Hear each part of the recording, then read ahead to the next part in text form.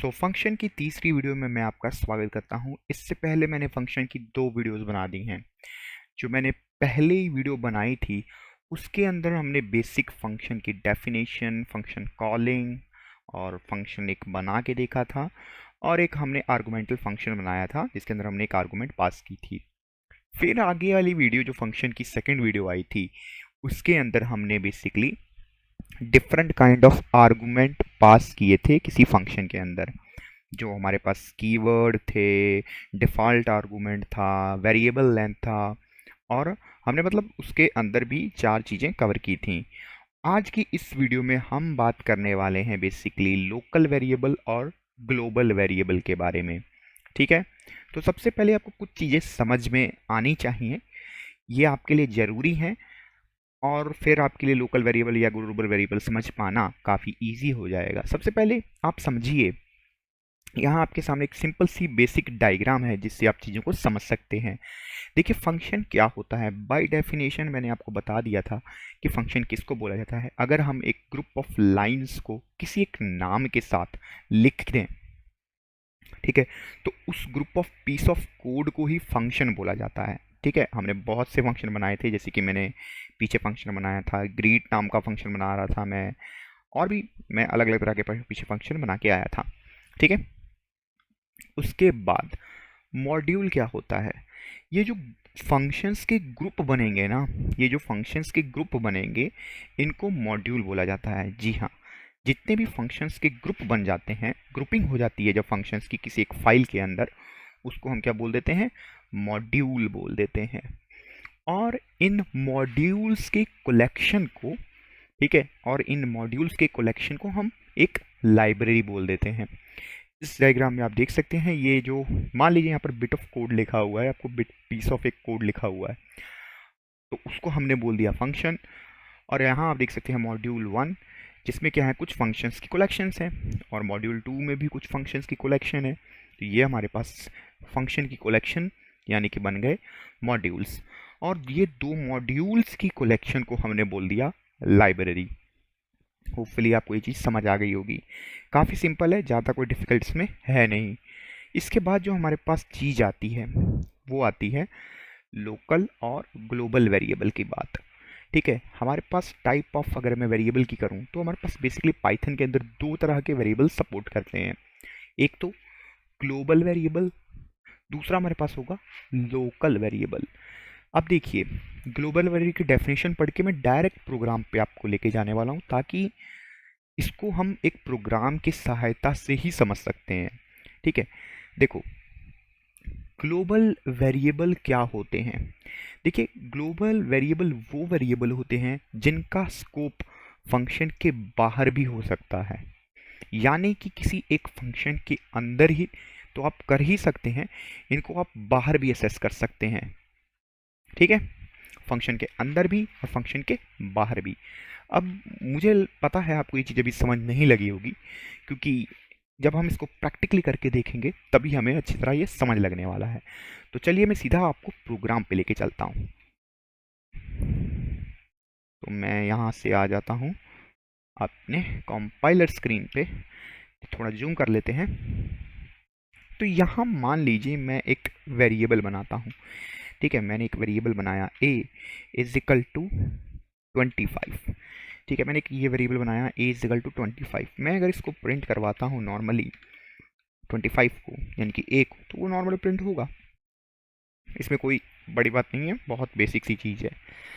अब क्या करते हैं ना, ये नॉर्मली प्रिंट हो रहा है, हम एक डेफिनेशन बनाते हैं।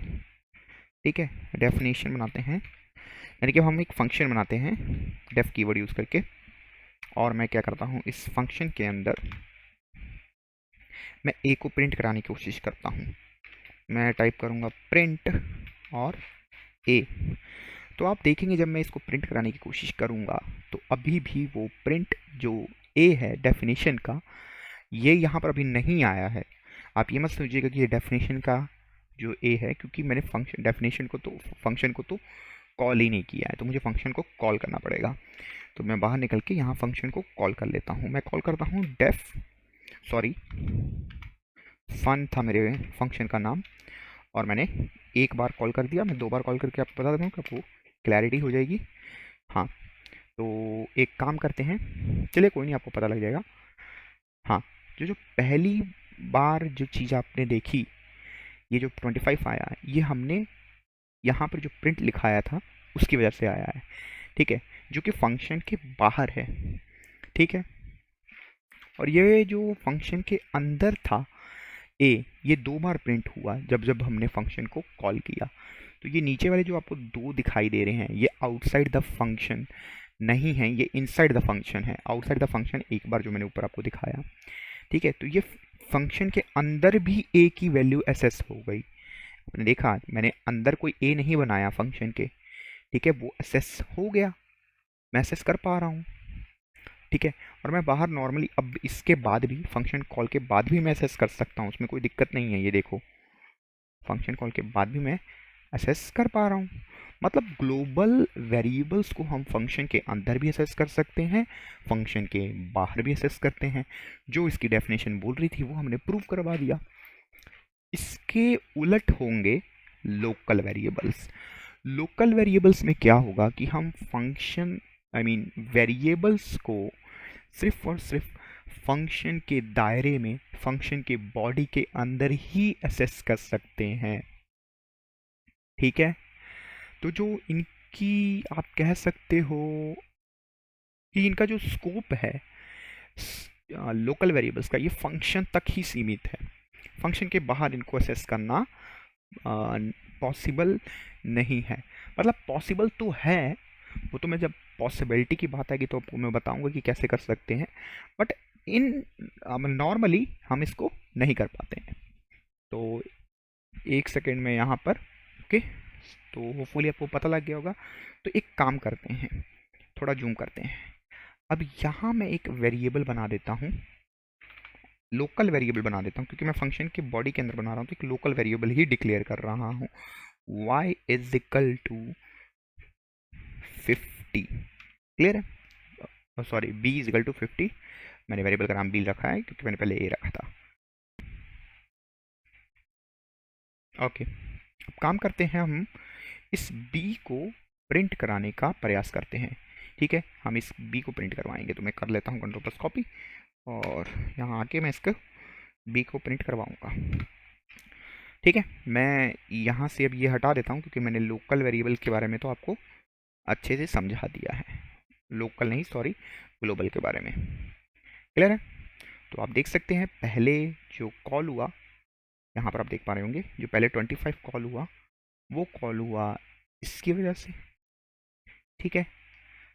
और सॉरी, हाँ, तो ये कॉल हुआ इसकी वजह से, फिर 50 जो कॉल हुआ वो कॉल हुआ इसकी वजह से, फिर 25। मैंने फंक्शन को 2 बार कॉल किया था, तो मैं एक ही बार कॉल करके आपको दिखाता हूँ, आपके लिए समझना ईजी हो जाएगा।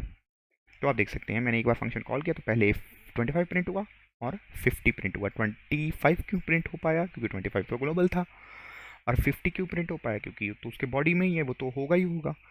पर आप थोड़ा कमाल की चीज़ यहाँ देखिएगा, ये जो 50 वेरिएबल है ना, मैं फंक्शन के बाहर इसको यूज़ नहीं कर पाऊँगा। यहाँ देखिएगा आप ध्यान से।